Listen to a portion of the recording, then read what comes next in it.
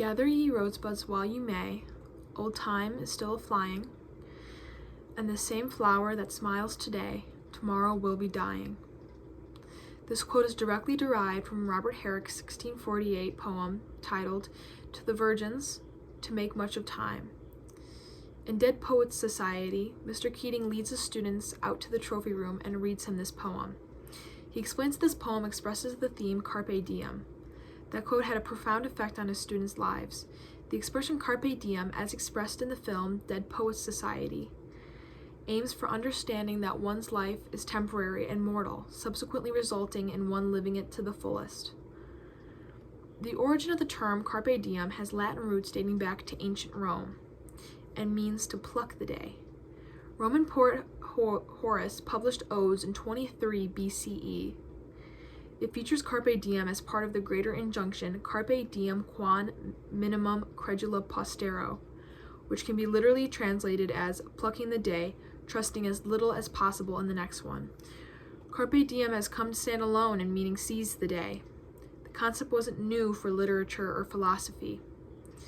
In 1938, Robert Frost published his poem, accordingly titled Carpe Diem, in which he introduces the concept of associating the term with seizing the day, contrasting to plucking it.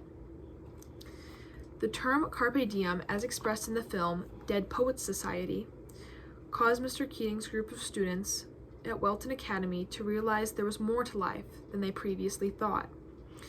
Most of Mr. Keating's students had come from oppressive households in which they had no say. The setting of 1959 in the upper class can also contribute to the maltreatment of these young boys. Mr. Keating, their English teacher and former student of Welton, taught them to stand up for themselves. He did this through the art of poetry and gave them a newfound sense of courage and confidence to their lives. For example, Tom Anderson gained the courage to be a bit more social. Neil Perry took his life into his own hands and out of his father when he decided to join a play against his wishes. Knox Overstreet gained the courage to ask out a girl he liked, and Charlie Dalton came up with a new nickname and wrote an article in the school paper.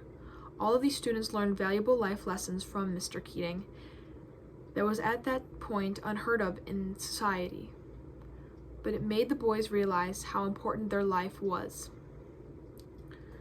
Carpe Diem has come to resonate with the majority of society as they strive for a more engaging lifestyle. It teaches people to live in the moment, because you aren't guaranteed another one. Carpe Diem also teaches you to get more pleasure out of the present. If you wait to enjoy your life, it may be too late when you actually wish to enjoy it.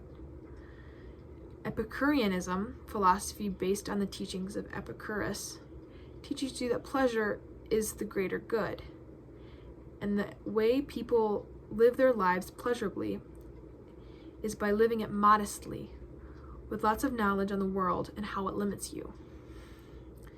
This lifestyle was supposed to help you reach total happiness out of life. It was believed that to reach this, you had to live each day to the fullest and maximize its pleasure. Living life to the fullest causes one to realize how mortal and temporary it is. This idea was expressed in Dead Poets Society, where a group of young boys realized that it was more than just social standards. Life is meant to be enjoyed, not spent waiting for some final payoff that doesn't happen.